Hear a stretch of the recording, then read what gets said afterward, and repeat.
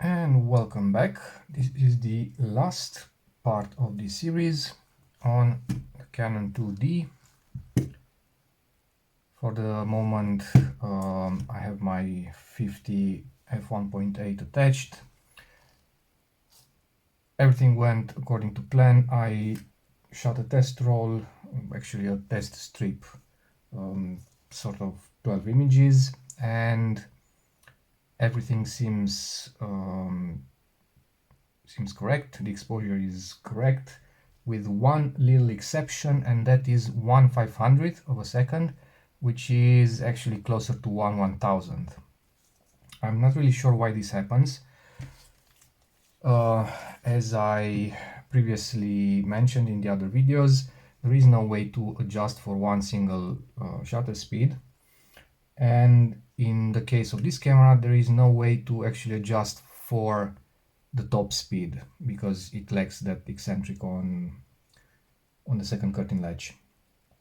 Now, normally you'd say that the entire shutter is running too fast, but it's not, because 200 of a second is actually something like 180.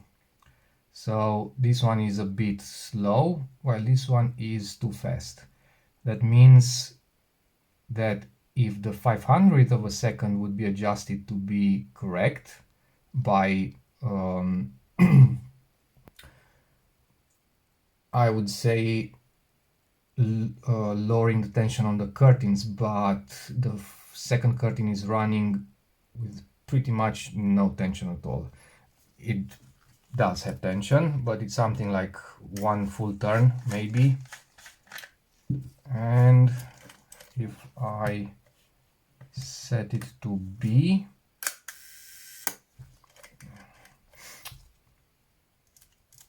let's try that again. It is super snappy. So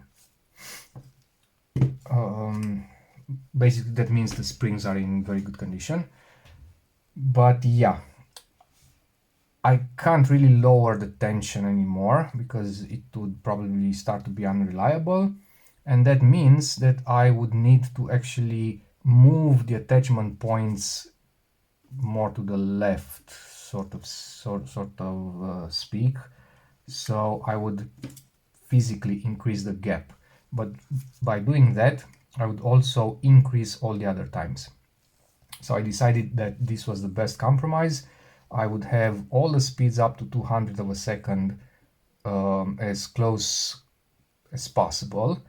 At some point I had all speeds minus 500 spot on, but that meant the 500th would be over 1000. So I decided to go for a little compromise, and I did one test, meaning that I shot the same frame using one setting for 200 of a second and one setting for 1000 of a second, knowing that that was more likely the correct speed, and the exposure of the two frames is pretty consistent. The second one was a bit overexposed, so that means the actual shutter speed for 500 of a second is something like 700-800. I can live with that. It's fine as long as you know what the real speed is. You can compensate for that, and it's actually not such a bad thing having almost an extra stop of exposure at your disposal if needed. That is pretty much the only thing that is not what I would like it to be. Everything else is spot on. Rangefinder is super accurate. The advance is buttery smooth. The shutters sound just slightly louder or more metallic sounding than the one on my Nikon 33, which is very nice. Okay.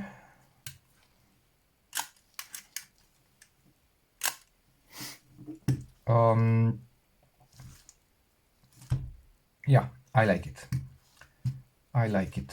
all the long speeds are working, T is working, 1 second is correct, so on. So basically that's the end of this series.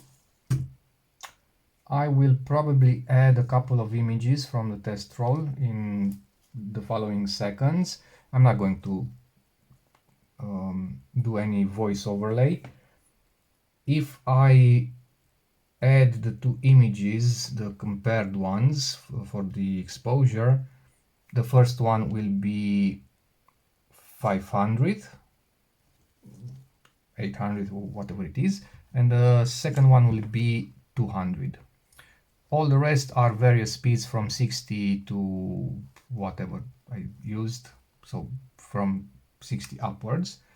And what else? The film is an Ilford FP4 Type 517, so the cinema version, and it was developed in Rodinal, 1+50 dilution for 24 minutes at 20 degrees Celsius, in case you are wondering. And that's it.